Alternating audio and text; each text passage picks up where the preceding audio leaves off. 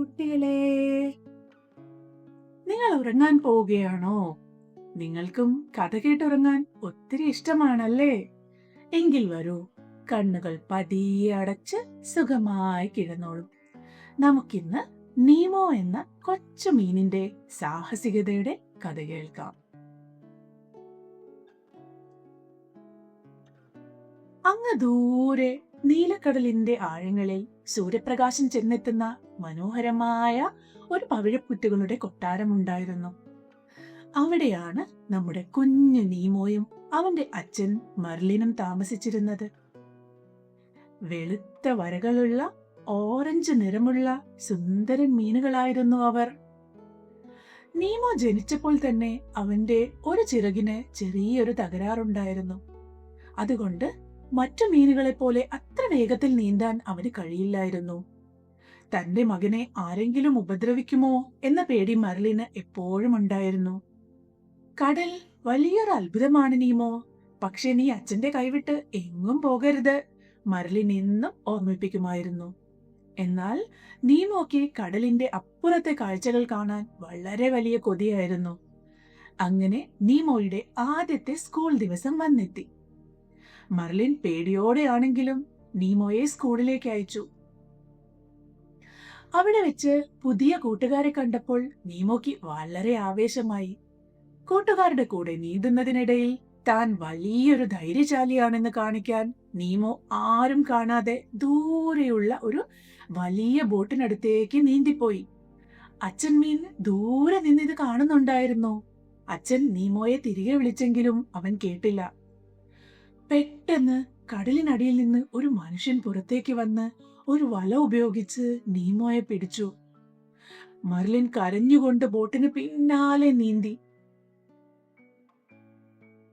പക്ഷെ ആ വലിയ ബോട്ട് വളരെ വേഗത്തിൽ ദൂരേക്ക് പോയി. തന്റെ കുഞ്ഞിനെ നഷ്ടപ്പെട്ട അച്ഛൻ മീൻ കടലിന് നടുവിൽ തനിച്ചായി. തന്റെ മകനെ എങ്ങനെയെങ്കിലും രക്ഷിക്കണമെന്ന് ആ അച്ഛൻ ഉറപ്പിച്ചു. പേടിയുണ്ടായിരുന്നെങ്കിലും മകന് വേണ്ടി അവൻ ആ വലിയ കടലിലൂടെ ഒറ്റയ്ക്ക് യാത്ര തുടങ്ങി. ആ യാത്രക്കിടയിലാണ് അവൻ ഡോറി എന്നൊരു നീല മീനിനെ കണ്ടുമുട്ടിയത്.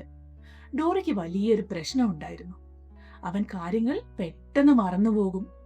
എങ്കിലും അവൻ മർലിന്റെ കൂടെ കൂടി. സാരമില്ല മർലിൻ, നമുക്ക് നീമോയെ കണ്ടുപിടിക്കാം, നമുക്ക് നീന്തിക്കൊണ്ടേയിരിക്കാം, എന്തെങ്കിലും ഒരു വഴി കാണും, ഡോറി അവനെ ആശ്വസിപ്പിച്ചു. യാത്രക്കിടയിൽ അവർക്ക് ഒരുപാട് വെല്ലുവിളികൾ നേരിടേണ്ടി വന്നു. ആദ്യം അവർ ഭീകരരായ 3 സ്രാവുകളെ കണ്ടുമുട്ടി. പക്ഷേ ഭാഗ്യമെന്നോണം അവ മീനുകളെ ഉപദ്രവിക്കില്ല എന്ന് തീരുമാനിച്ച നല്ല സ്രാവുകളായിരുന്നു. പിന്നീട് ഇരുട്ടുള്ള കടലിന്റെ ആഴങ്ങളിൽ വെളിച്ചം തരുന്ന ജെല്ലി ഫിഷുകൾക്കിടയിലൂടെയും അവർക്ക് പോകേണ്ടി വന്നു.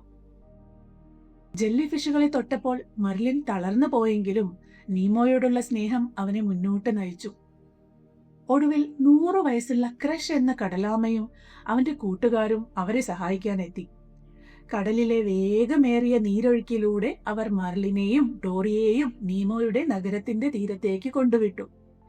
പതുക്കെ പതുക്കെ പേടിയുള്ള മർലിൻ ഒരു ധൈര്യശാലിയായി മാറിക്കൊണ്ടിരുന്നു.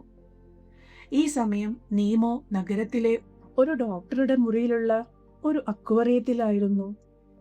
അവിടെ അവന് ഗിൽ എന്ന ഒരു സുഹൃത്തിനെ കിട്ടി. ഗില്ലും മറ്റു മീനുകളും നീമോക്ക് വലിയ ധൈര്യം കൊടുത്തു. നീമോ, നിന്റെ അച്ഛൻ നിന്നെ തിരഞ്ഞു വരുന്നുണ്ടാവും, നീ പേടിക്കരുത്, അവർ പറഞ്ഞു. അച്ഛൻ കടലിലെ സ്രാവുകളെയും വലിയ തിരമാലകളെയും തോൽപ്പിച്ച് തന്നെ തേടി വരുന്നുണ്ടെന്ന് അതുവഴി വന്ന ഒരു പക്ഷി അവനോട് പറഞ്ഞു. ഈ വാർത്ത കേട്ടപ്പോൾ നീമോക്ക് അത്ഭുതവും സന്തോഷവുമായി. നീമോയും മറ്റു മീനുകളും ചേർന്ന് അവർക്ക് ആ അക്വേറിയത്തിൽ നിന്ന് രക്ഷപ്പെടാൻ ഒരു പദ്ധതി ഒരുക്കി. അവർ ആ അക്വേറിയത്തിന്റെ ചെറിയ പൈപ്പിലൂടെ പതുക്കെ അഴുക്ക് ചാലിലൂടെ ഒഴുകി ഒടുവിൽ കടലിലെത്തി. അവിടെ വെച്ച് നീമോ അച്ഛനെ കണ്ടുമുട്ടി. നീമോയെ കണ്ട അച്ഛനും അത്ഭുതപ്പെട്ടു. അവർ രണ്ടുപേരും കെട്ടിപ്പിടിച്ചു കരഞ്ഞു. പക്ഷെ സന്തോഷം അധികം നീണ്ടു നിന്നില്ല. പെട്ടെന്നാണ് മീൻപിടുത്തക്കാരുടെ ഒരു വലിയ വല അവർക്ക് മുകളിലേക്ക് വന്ന് വീണത്. ഡോറിയും ഒരുപാട് മീനുകളും അതിൽ കുടുങ്ങിപ്പോയി. എല്ലാവരും പേടിച്ച് വിറച്ചപ്പോൾ നീമോ തന്റെ അച്ഛനെ നോക്കി പറഞ്ഞു, അച്ഛാ, ഇവിടെ എന്ത് ചെയ്യണമെന്ന് എനിക്കറിയാം, എന്നെ വിശ്വസിക്കൂ. നീമോ ആ വലയ്ക്കുള്ളിലേക്ക് നീന്തിക്കയറി. എല്ലാ മീനുകളോടുമായി ഉറക്കെ വിളിച്ചു പറഞ്ഞു, എല്ലാവരും ഒന്നിച്ച് താഴേക്ക് നീന്തോ, താഴേക്ക് മാത്രം. നീമോ പറഞ്ഞത് കേട്ട് ആയിരക്കണക്കിന് മീനുകൾ ഒന്നിച്ച് താഴേക്ക് ആഞ്ഞു നീന്തി. അപ്പോൾ ആ വലിയ വല പൊട്ടിപ്പോയി. എല്ലാവരും വലയ്ക്ക് പുറത്തായി. അവർ സ്വതന്ത്രരായി. മർലിൻ തന്റെ മകനെ ചേർത്ത് പിടിച്ച് അഭിമാനത്തോടെ പറഞ്ഞു, നീ വലിയൊരു വീരനാണ് നീമോ. അവർ രണ്ടുപേരും തിരികെ തങ്ങളുടെ പവിഴപ്പുറ്റുകളുടെ വീട്ടിലെത്തി. മർലിൻ തന്റെ പേടി മാറ്റിവെച്ച് നീമോയെ വളരാൻ അനുവദിച്ചു. ലോകം എത്ര വലുതാണെങ്കിലും അച്ഛന്റെ സ്നേഹം എന്നും തനിക്ക് കൂട്ടുണ്ടാകുമെന്ന് നീമോയും തിരിച്ചറിഞ്ഞു.